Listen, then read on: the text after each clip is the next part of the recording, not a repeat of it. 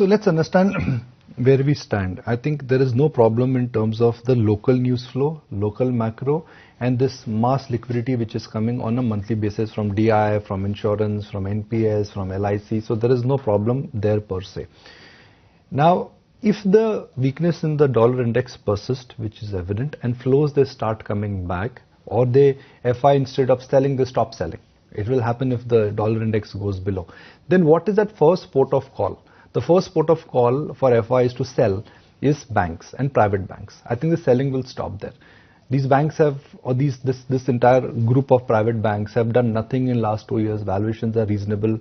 Growth is decent and NPAs are not a problem. So for me, if one has to really tally and connect, let's say the sequence here, dollar index weakness, flows come back or selling stops, banks they start going higher. And bank has underperformed, and that really could be a important leg, so to speak. Also, every regulator has started talking about banks, they need to get more liabilities back into the system. So regulators are taking notice of it. SEBI is talking about, F&O activity should be curtailed. RBI is talking about liability coming back into banks. These are telltale signs that the regulators now, in a sense, are giving you a hint that they want banks to muscle up with low-cost deposit, which also is the second concern. So there are two concerns for banks. FI selling, which could get addressed if the dollar index moves down, and the liability franchise, which is not getting created, where RBI and SEBI have already started, tightening the noose, so to speak. And that, I think, would make this sector a sector which has been a backbencher really coming back into the limelight again. So that's my view. See, what are the problems, Aisha? One is FI selling.